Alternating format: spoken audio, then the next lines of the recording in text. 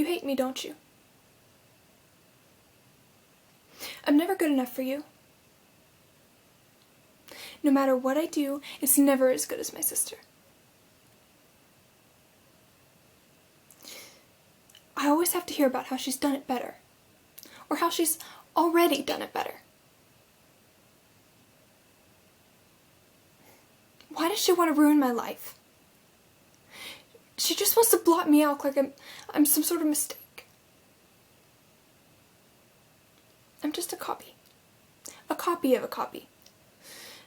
Not as good as the original, and not as good as you. You are so perfect. Everyone around me is so perfect.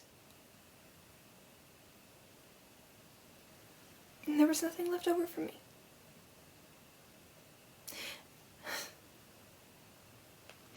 I'm the leftover failures, the fatty waste that you feed to the dogs.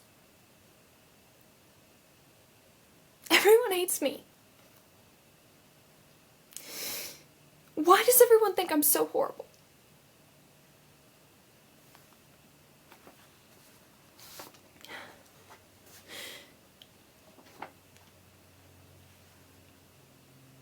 Probably because I am.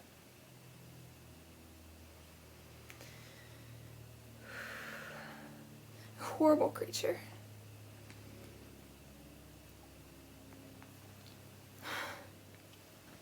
Doomed to walk this earth and suffer for you.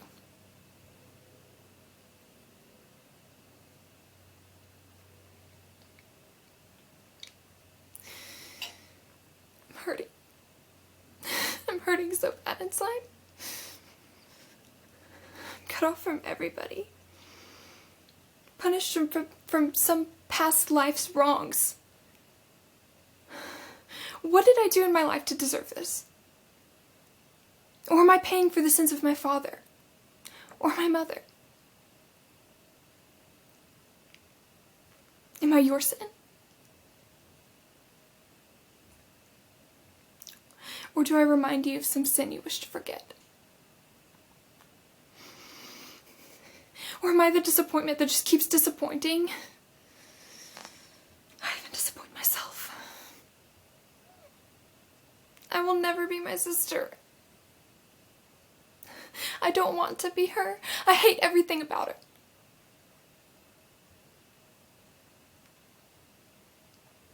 But I don't want to be me either. Sometimes I just want to fade away. Become a shadow. Fading away. Forgotten. Maybe if you forget about me, then you won't be so sad anymore.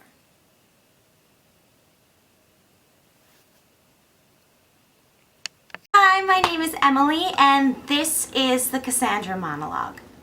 Don't bring Helen inside, Paris. She's only going to bring doom and gloom into our city. Doom!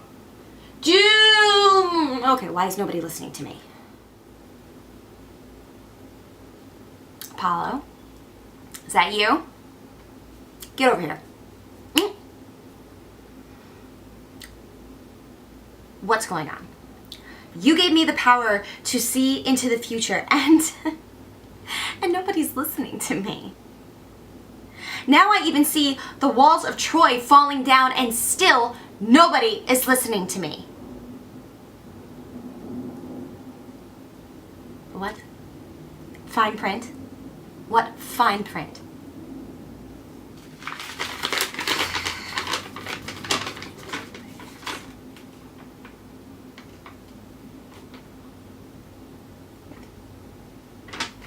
What does that even say? I can't even read this. It's all Greek to me.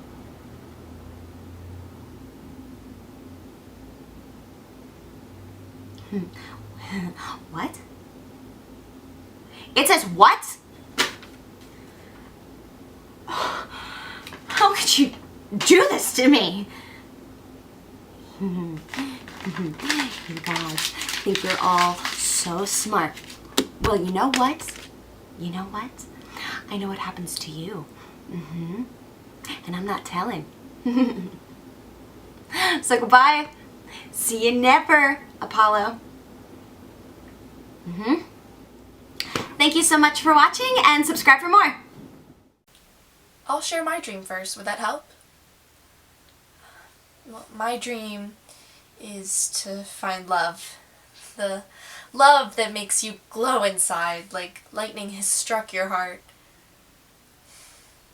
The kind of love that, when you're together, you feel like a shooting star, hurtling through space and falling through the sky and into that person's arms, safe and untouched by the darkness all around you,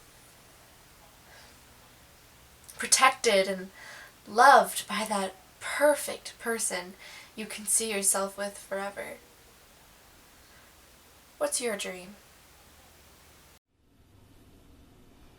I am tired of my cat-like mutant powers. Do you have any idea how annoying it is to be a cat? Look, I want to go to the beach without having the urge to go to the bathroom. I want to go swimming again, and I am exhausted from all of those naps. Please, Dr. Tick.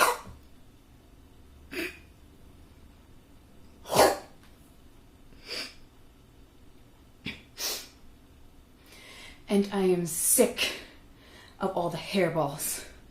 Please, you can have my powers. Please just take them. I want to be normal again. Hey, what's up? My name is Dave Nealon, and I'm represented by Johnson McKay Talent.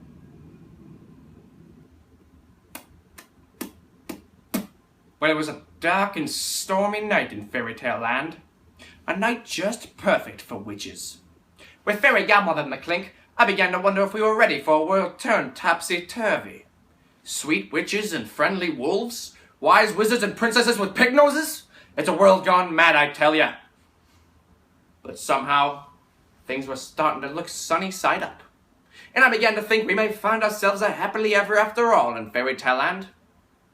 Well, I was about to call it a night because I had this over-easy feeling coming over me. When she walked in, she had the figure of a fortress and the countenance of a cobra. It was the fairy goddaughter, the witchiest woman west of the Walla Walla. I began to wonder if this was some kind of yoke, because I had already cracked the case on the sleeping prince. Fairy Godmother was left with egg on her face. But the sleeping spell was only the Easter coloring on a much more rotten egg. She had bigger eggs to fry, and the corruption nearly tore Fairy Tale Land apart. Luckily, they had me to put it back together again. Well, I could keep on walking on eggshells around her like everyone else. Or I could give it to her straight. I knew she was trouble, and I told her so. I told her she was like one of them riddles that scramble your brains, like what comes first, the chicken or the egg. I told her to beat it unless she wanted to have a talk with the king's horses and all of the king's men. But then, her eyes teared up, and I was left speechless. I had never seen a cool egg crack like this before. Hey, I've got feelings too, alright. And I'm a bit soft-boiled when it comes down to the dames. And this dame, she needed help. And help is what I do. Because I'm a Humpty Dumpty, private egg. Hard-boiled detective.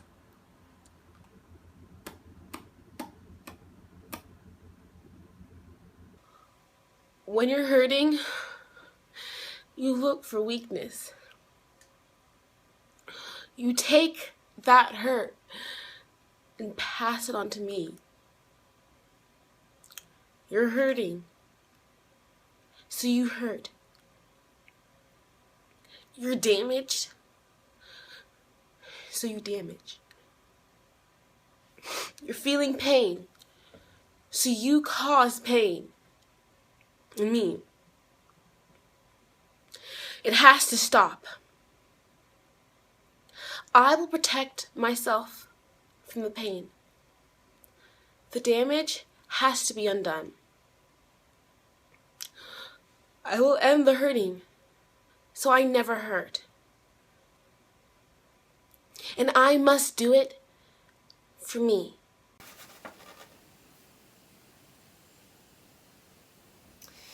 Now those stars up there in the sky, they have staying power. always count on them. I can always look up and know that they'll be there for me. The stars on Earth burn out too quickly. They have a moment where they shine so bright, but then, poof, they're gone. A memory. And sometimes not even that. But with the stars in the sky, I can always look up night after night, and I know that they'll be there for me, just ready for me to make a wish.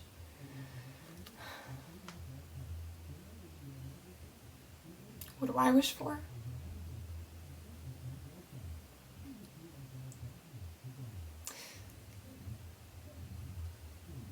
Hope. Hope for the world. Hope for peace. Hope for a future where no one is more important than anybody else, and money is a thing of the past.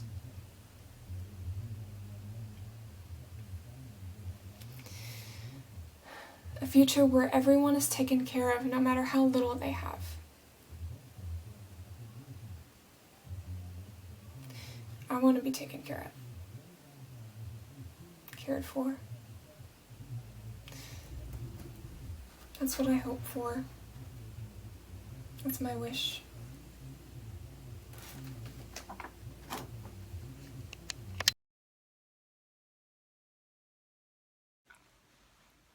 Beauty and perfection. That's what you are, Miss Shelley.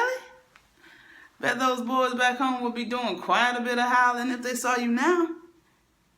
Look at all the wonderful things time has done to you.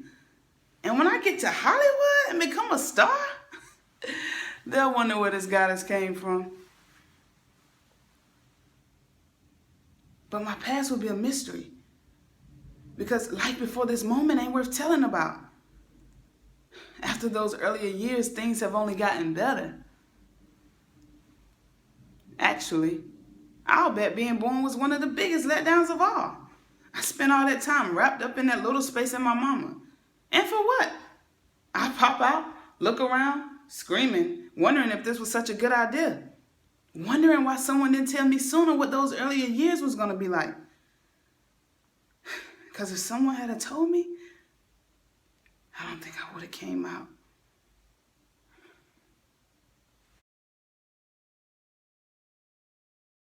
Hi, my name is Emily, and I will be doing the Hilda monologue entitled Good Deeds. Alright, all you witches. We've got a serious PR problem on our hands. The witches in fairy tale land have been getting a seriously bad reputation, and things have only gotten worse since the Hansel and Gretel incident. I mean, really? Eating children? That's just low. Even for you. So the fairies in fairy tale land have decided to take away all of our magic. Yeah, they don't think that we can handle it. Well, I mean, they gave it to fairy tale land in the first place, and they can take it away if we prove that we cannot handle magic. I mean, we've got a serious crisis on our hands. What is a witch without her magic? Nothing. I tell you, nothing. We'll just be a bunch of old hags walking through the streets with bad hair and bad skin. So we have got to do a major PR thing. Oh. Oh no? Oh, okay. Well, then say poof to all your magic and learn how to use chopsticks, because that's about all your wands will be good for. So we've got to do a good deed. And not just any good deed. We're going to have to do a whopper of one. We're going to have to save the prince, aka Sleeping Handsome. I know. But think about the PR. I mean, come on. Witches saved Sleeping Handsome from sleeping spell? I mean, And we've got to do it before any of those bubble-headed princesses get to him first. Yeah? All right. Thank you so much for watching. I hope you guys enjoyed this monologue. If you did, make sure you give it a thumbs up, subscribe to Freedrama, and also follow some of my links too. Bye, guys. Ode to the Squished, a short monologue by D.M. Larson from Freedrama.net.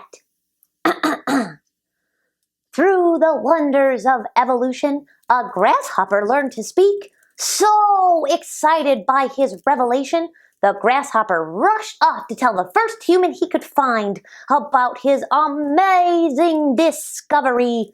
But when the first human happened along, he did not see the little grasshopper standing in the path, waving his tiny arms, and the careless human, lost in his thoughts, stepped on the poor little grasshopper, and all he could manage to say to the human was, ouch. The end. Thank you for listening to my performance of Ode to the Squished by D.M. Larson.